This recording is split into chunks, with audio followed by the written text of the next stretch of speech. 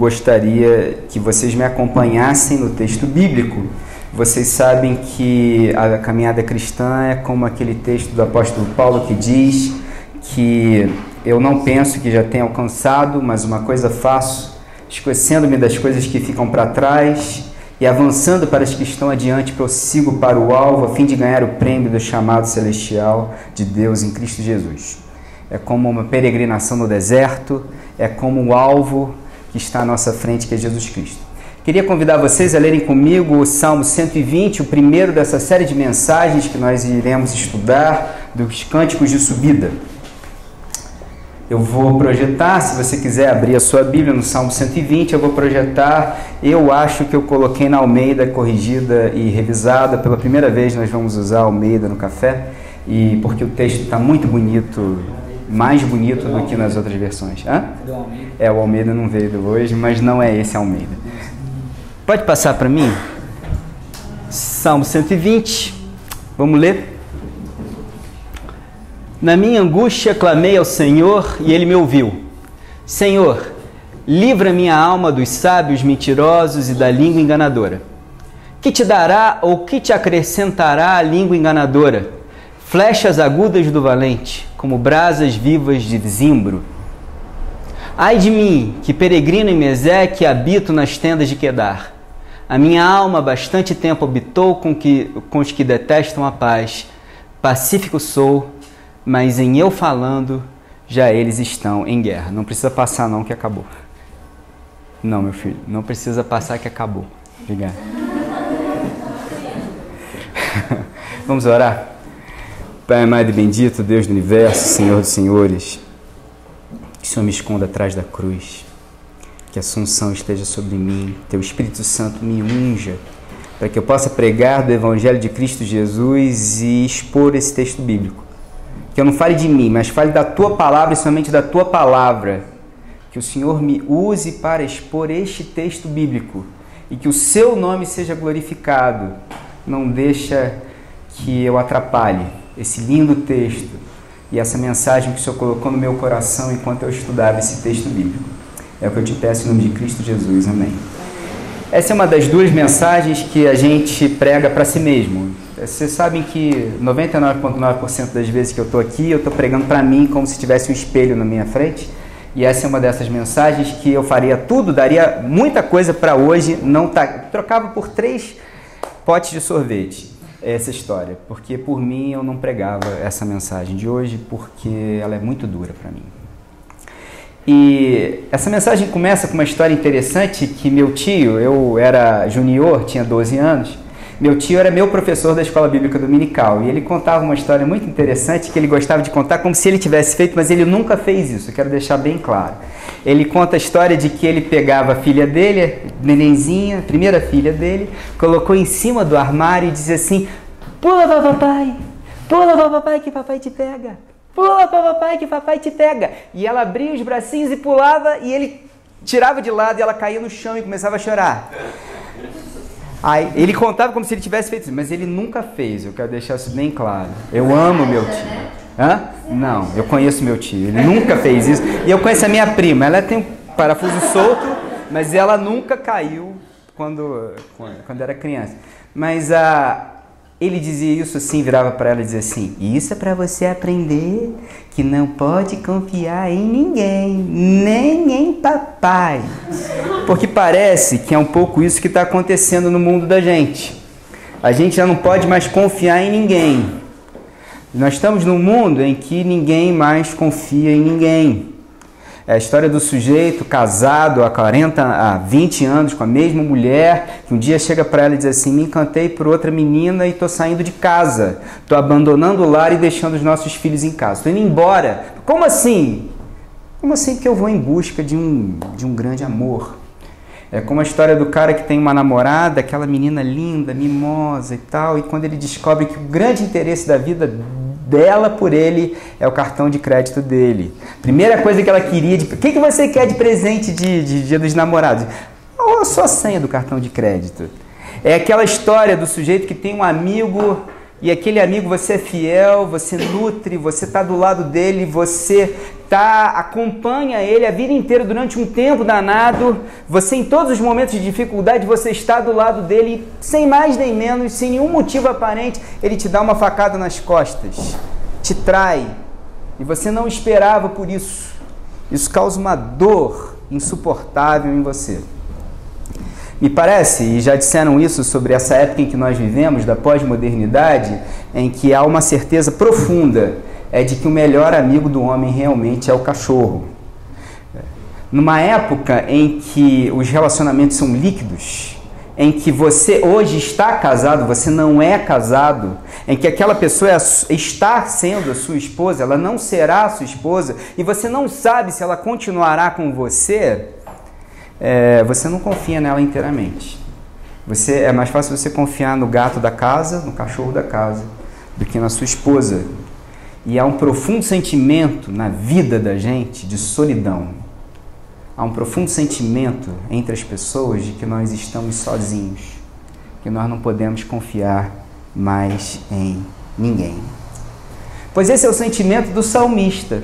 Quando você lê a Bíblia, é isso que está acontecendo com o salmista, porque ele vira para mim, no final desse texto, e diz: ai de mim, que peregrino em Meseque e habito nas tendas de Quedar. A minha alma bastante tempo habitou com os que detestam a paz. Meseque e Quedar são nomes de lugares. Meseque é uma tribo longínqua, a milhares de quilômetros da Palestina, no sul da Rússia. E Quedar é uma tribo beduína, conhecida como uma civilização rude, uma civilização de gente grosseira. E aí o Eugene Peterson, parafraseando esse texto, diz: se eu fosse retraduzir o que está dito aqui, eu diria o seguinte: o que o salmista está dizendo é: eu vivo em meio de valentões e selvagens. Este mundo não é o meu lar e eu quero sair daqui. E ele termina dizendo: eu sou pacífico, mas em eu falando, já eles estão em guerra. Talvez a tradução da Nova Versão Internacional seja mais próxima do que a gente sente e falaria. Eu sou um homem de paz, mas ainda que eu fale de paz, eles só falam de guerra. E esse é o sentimento do salmista. E logo quando eu vejo o sentimento do salmista, eu me lembro de uma frase dita por um homem que nós entendemos que seja Deus e que se chama Jesus e que diz: vinde a mim, todos que estáis cansados e oprimidos, e eu vos aliviarei. Tomai sobre vós o meu jugo e aprendei de mim, que sou manso e humilde de coração, e encontrareis descanso para a vossa alma, porque o meu jugo é suave e o meu fardo é leve. Eu já expliquei para vocês o que significa o jugo de um rabino. Era uma expressão daquela época que dizia: o que você pensa sobre? E todo o conhecimento, todo o ensinamento daquele rabino era o que se chamava o jugo de um rabino. O que você entende sobre divórcio? O que você entende sobre casamento? O que você entende sobre vida eterna? O que você entende sobre perdão? Esse é o jugo do rabino. E Jesus diz para mim e para você: aprendei de mim. Tomai sobre vós aquilo que eu entendo, e vocês encontrarão descanso para a sua alma. Pois esse texto é um texto sobre isso, sobre esse convite que Jesus faz para: venha, saia dessa terra onde você está, desse lugar onde você se encontra, e venha para mim, porque nesse caminho você encontrará paz. Pois esse é o convite que Jesus nos faz. E eu gostaria de convidar você nessa noite para sair desse lugar de solidão, desse lugar de aflição, desse lugar em que você não encontra mais conforto nem prazer no mundo em que você está, e se dirija a Jesus. Pois é exatamente isso que eu gostaria que você fizesse hoje. O que é interessante sobre essa mensagem de hoje, eu sempre faço uma mensagem meio calvinista, eu sempre falo 3 pontos. Tem uma excelente notícia para vocês essa noite: essa mensagem só tem um ponto. Então vai ter introdução, que foi isso que eu fiz, vai ter um único ponto e nós vamos concluir. Tudo bem? E o único ponto que eu tenho para dizer para você, baseado nesse texto e do que esse texto diz para mim, é: eu clamo pelo Senhor na minha angústia, que pode ser o seu caso, e Ele me responde. Que não é assim que começa o texto? Clamei ao Senhor e Ele me respondeu. E o que o Senhor me responde? Me responde um negócio que eu não queria ouvir, que eu dava tudo para Ele não ter me dito. ele vira para mim e diz: ame a Deus sobre todas as coisas e ao próximo como a si mesmo. Porque Deus ama esse cara que eu acho horrível, o valentão, o hostil. Deus ama esse cara e Ele me manda amar esse cara. E que raiva que eu tenho, porque Deus me manda amar esse cara. Sabe, eu já preguei para vocês a história do bom samaritano e tem uma ilustração nisso. Eu prego como bom travesti. Não quero deixar ninguém escandalizado com isso. É uma história que o próprio Mário já contou pra gente. Posso contar essa história, né, que você contou na semana retrasada? Ele morava num prédio alto e uma escadaria.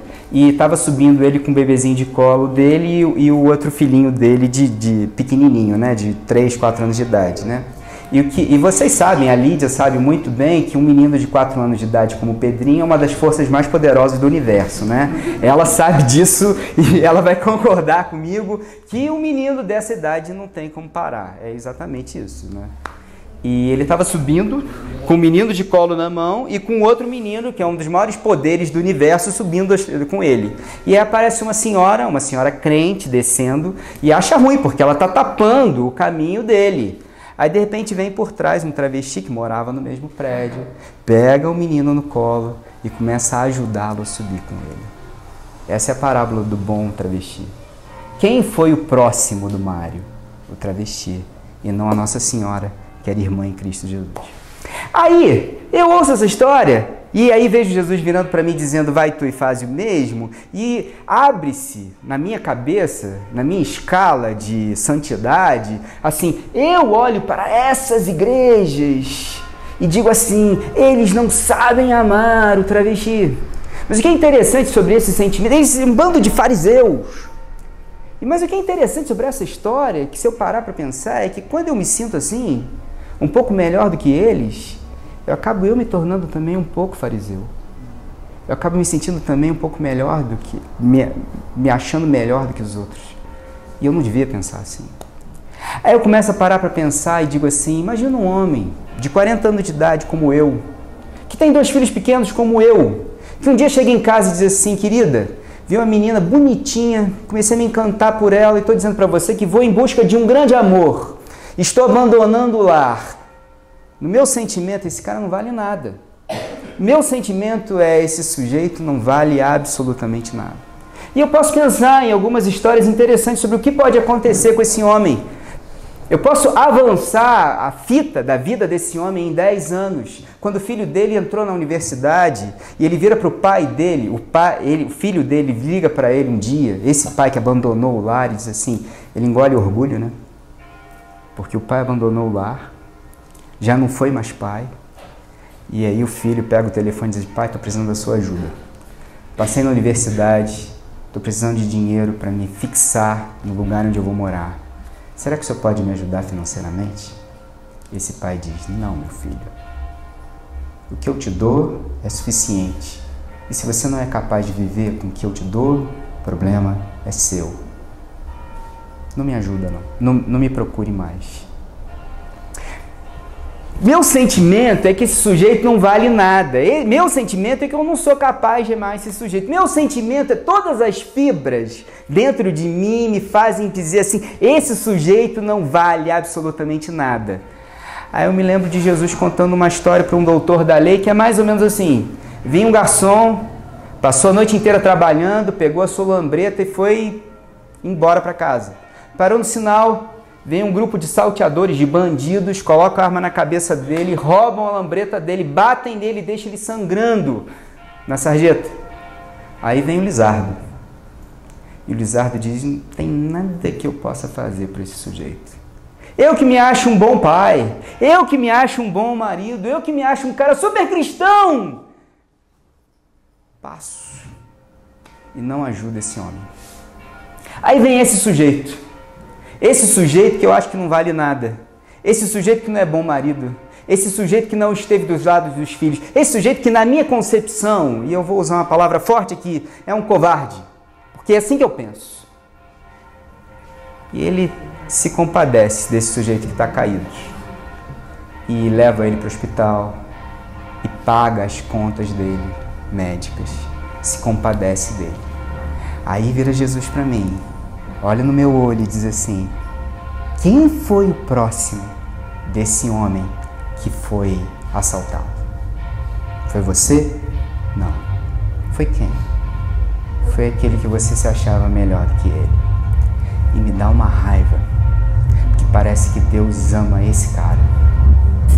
Ama todo mundo. Até gente que não merece ser amado por ele. Mas se você olhar para o contexto bíblico do que está acontecendo nesse texto do bom samaritano, esse texto é muito mais profundo do que você imagina. Porque como é que começa essa história? Vem um doutor da lei, chega para Jesus e diz: o que é necessário para eu ganhar a vida eterna? E na cabeça, se a gente tentar entender esse texto bíblico, a gente pode fazer uma leitura muito simples. Esse homem é um fariseu. E como um bom fariseu, acredita na ressurreição dos mortos. Qual é a doutrina dos fariseus? Um dia, Deus vai dar ordem a esse mundo doido que a gente está. A injustiça que existe nesse mundo vai acabar. Deus vai ressuscitar vivos e mortos. Mortos? Os vivos não. Só os mortos. Vai ressuscitar os mortos. E vai colocar os vivos e mortos diante dele. Vai julgar os vivos e os mortos. E quem vai sobreviver? Quem Deus achar que é digno. Quem ele achar que merece viver.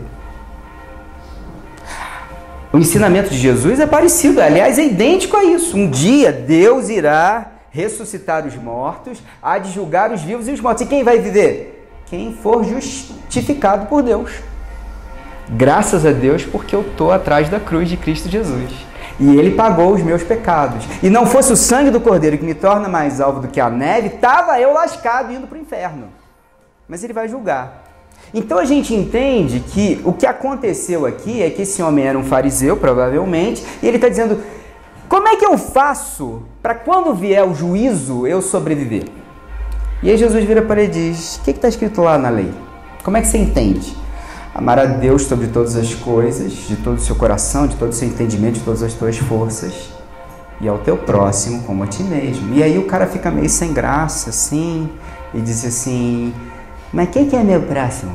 E Jesus vem com essa história do bom samaritano, ou do péssimo pai, ou do péssimo amigo, ou da péssima namorada, ou do péssimo namorado, e diz: vai tu e faz o mesmo. E aí eu paro para pensar e digo assim: será que esse texto tem alguma aplicação para mim hoje? Será que ele pode ter algum significado hoje, não num dia vindouro?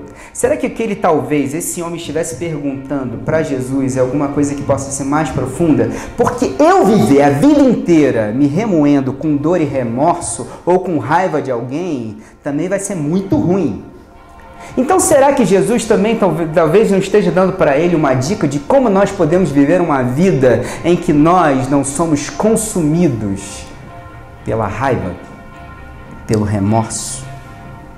Pois é. Pois eu entendo que esse texto bíblico tem muito a ver com isso.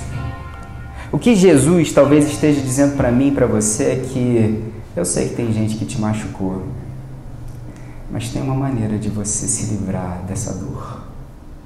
Eu sei que tem uma maneira de você se livrar dessa dor, de ganhar uma vida que tem significado, de ganhar uma vida que faz sentido, de ganhar uma vida que seja plena, e essa vida começa agora.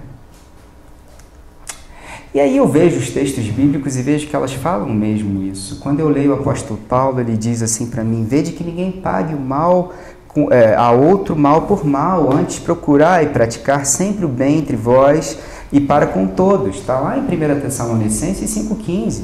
Tem outro texto lá em Romanos 12,19 que diz: amados, nunca procurem vingar-se, mas deixem com Deus a ira, pois está escrito: minha vingança eu retribuirei, diz o Senhor. Ao contrário, se o seu inimigo tiver fome, isso é difícil, né? Que o meu inimigo eu quero que morra.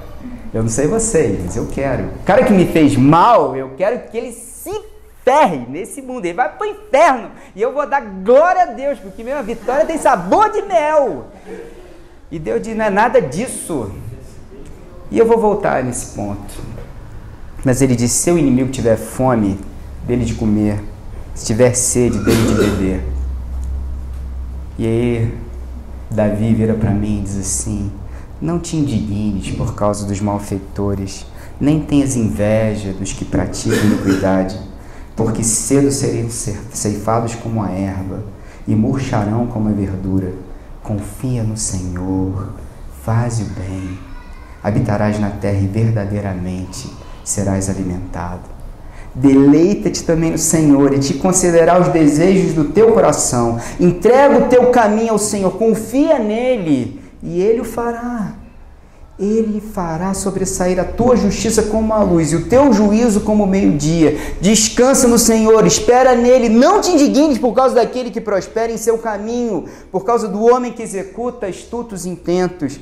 Deixa a ira, abandona o furor, não te indignes de forma alguma para fazer o mal, porque os malfeitores serão desarraigados, mas aqueles que esperam no Senhor herdarão a terra. Pois ainda um pouco, e o ímpio não existirá, olharás para o seu lugar e não aparecerá. Aí ele me diz, mas os mansos herdarão a terra e se deleitarão na abundância de paz. Não é isso que esse homem estava perguntando para Jesus? Não é isso? Porque para mim parece que é isso. Porque a vida eterna que eu quero ter é uma vida de paz. A vida eterna que eu quero ter é uma vida de qualidade. A vida eterna que eu quero ter é uma vida que faça sentido. Porque uma vida agoniado, para mim, não faz sentido algum. Mas a verdade é, eu não quero agir assim. Cada fibra do meu corpo, cada átomo que está dentro de mim diz para mim, não, eu não quero. Por quê? Aí o salmista explica para mim. Porque eu tenho vivido tempo demais entre os que odeiam a paz. Minha vontade é pagar o mal com o mal. Porque quando fazem mal comigo, o que eu quero fazer? Eu quero juntar a minha panelinha, eu quero juntar a minha galera e falar mal do que aconteceu comigo.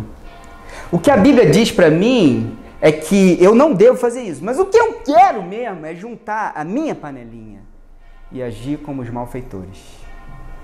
Agir como aqueles que tramam o mal. Desgraçado homem que sou, que o bem que eu sei que eu devia fazer eu não faço, mas o mal que eu abomino, esse faço. Qual é o meu caminho e qual é a minha solução? Aí o salmista vira para mim nesse texto que está aqui e me dá uma advertência e diz assim, vê lá, porque o que dele diz para mim sobre pessoas que fazem assim? Que te dará ou que te acrescentará a língua enganadora? Flechas agudas do valente, como brasas vivas de zimbro.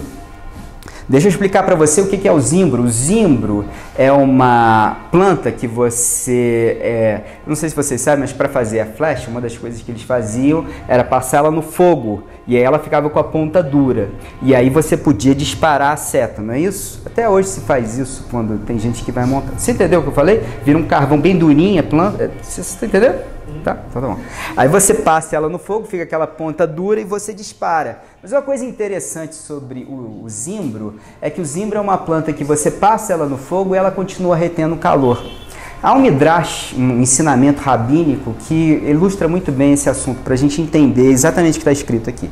É a história de dois sujeitos que estavam atravessando o deserto, vem uma árvore de zimbro e aí naquela sombra resolvem parar para comer, tiram os galhos, fazem uma fogueira e aí comem, fazem os espetinhos, comem o seu churrasquinho lá e seguem caminho. Um ano depois eles passam pelo mesmo lugar e eles veem a fogueira. E naquela fogueira onde eles fizeram aquele churrasquinho deles. Eles dizem, a churrasquinho que a gente fez, pois é. Ainda estão as cinzas, pois é. Embaixo estão os galhos, onde nós cozemos o nosso alimento, fizemos a nossa fogueira, pois é. Eles andam por aquele caminho, por aquele lugar onde eles fizeram a fogueira. E queimam os pés. Por quê? Porque o zimbro é uma planta que continua retendo o calor. O que eu acho que Deus está dizendo para mim e para você? Sabe aquele mago que você nutre no seu peito? E aquela raiva, aquela incapacidade que você tem de perdoar? São como setas, brasas vivas de zimbro que entram na sua carne e estão queimando você. Esse é o meu caso. Essa mágoa que você não é capaz de perdoar são como setas disparadas pelo próprio Deus que consomem o seu ser. Cuidado, meu filho, com a mágoa que você acumula no seu coração. E qual é o caminho que Deus me dá para que eu me livre dessas setas inflamadas? Arrependimento. Decisão de não fazer o mal. O que é o arrependimento? Eu estou indo numa direção, eu paro. Esse caminho está doloroso demais para mim.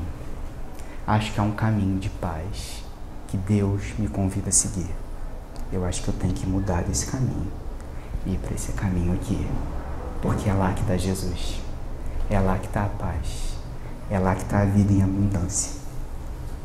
Existe uma ilustração linda e com essa ilustração eu vou concluir sobre isso. Dizem que nós temos duas sacolas, são metafóricas, tá? Duas sacolas que você carrega na sua vida. Uma sacola é das coisas que fazem contra a gente. E uma outra sacola fica atrás das coisas que fizeram contra a gente. Não, peraí. Uma sacola é do que eu... peraí. Como é que é mesmo? Tô brincando. Existe uma sacola que é a sacola das coisas que fizeram contra mim. E uma das que eu fiz contra os outros.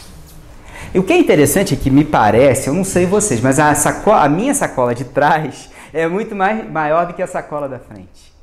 Mas uma coisa interessante é que o que está debaixo dos meus olhos são apenas as coisas que eu fiz contra os outros.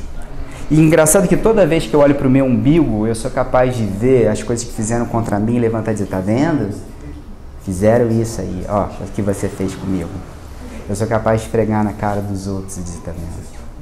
E isso que é interessante é que tanto a sacola de trás como a sacola da frente é pesada. E o que Deus me convida a fazer? Me convida a abrir mão da sacola da frente, mas também tem que me convidar a abrir mão da sacola que está atrás. Porque Ele me perdoa dos pecados que eu cometi, mas também dos pecados que cometeram contra mim. O que eu tenho que fazer? Depositar aos pés da cruz tudo que fizeram contra mim e tudo que eu fiz contra os outros. Ser lavado pelo sangue de Cristo Jesus. É o convite que Jesus me fez. Vinde a mim, você que está carregando um fardo pesado, e eu vos aliviarei. Vocês sabem que existe um livro, um dos livros mais bonitos que vocês podem ler sobre a vida cristã, escrito por um sujeito chamado John Bunyan no século XVII, um puritano. Eu me lembro que eu ganhei esse livro da minha avó. Não é uma visão muito boa você ser acordado pela sua avó de manhã no dia do seu aniversário, assim, em cima de você, mas foi uma das coisas mais bonitas que eu já recebi na minha vida, esse livro chamado O Peregrino, de John Bunyan. E é sobre o sonho desse peregrino que sai, se chama cristão e sai, e é a vida cristã isso. E ele conta a sua conversão no capítulo 6, que eu gostaria de compartilhar com vocês, e com isso eu vou terminar. O peregrino conta que a salvação da pessoa, diz assim, o meu sonho continuava. Está lá no capítulo 6, é um capítulo curtinho.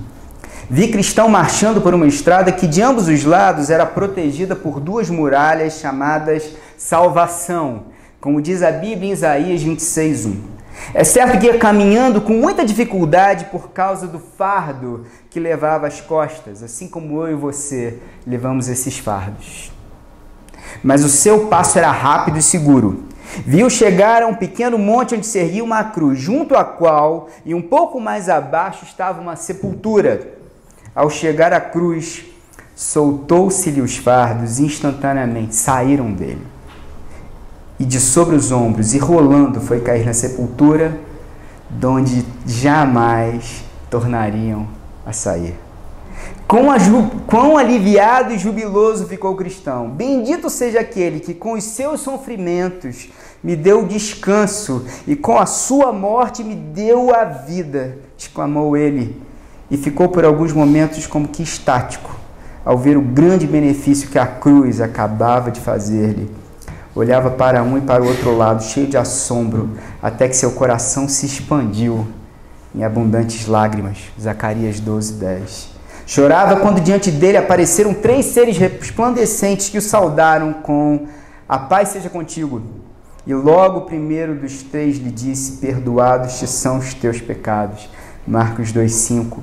O segundo, despojando dos vestidos imundos que trazia, vestiu-lhe um traje de gala. Zacarias 3:4. E terceiro, pondo-lhe um sinal na fronte. Efésios 1:13. Entregou-lhe um diploma selado, sobre o qual deveria pensar pelo caminho e entregá-lo quando chegasse à cidade celestial. E ao ver todas essas coisas, o cristão experimentou imensa alegria e continuou seu caminho cantando. Ele canta uma música que a melodia se perdeu, porque é uma melodia do século XVII puritana, até onde eu sei, a gente perdeu. Mas se eu fosse transpor para os dias de hoje, eu cantaria uma música que tem tudo a ver com a minha tradição. Tudo aquilo tem a ver com o que eu sou. Que diz: foi na cruz onde um dia eu vi meus pecados castigados em Jesus. Foi aí, pela fé, que meus olhos abri. Eu agora me alegro em sua luz. Meu amigo, só há um caminho para você encontrar a paz em direção a Jesus. É perdoar. É se livrar desse fardo. Dos fardos que fizeram com você e dos fardos que você fez com os outros. Para encontrar a paz. E esse caminho é o caminho do arrependimento. Existe uma música Vencedores por Cristo que diz: em Cristo Jesus, vocês conhecem? Como é bom saber, poder aos pés da cruz depositar. Alguém conhece? Só eu conheço? E a Marcinha? Então canta. Pesado e árduo de carregar. Bom, é isso. Hã? Então vai. E poder... Não. Meu amigo, a libertação verdadeira é uma escolha intencional de renovar a sua mente e o seu entendimento e oferecer-se como sacrifício vivo e aceitável a Deus. Começa por você, colocando tudo nas mãos de Deus e entendendo que Ele te perdoou para que você agora seja capaz de perdoar.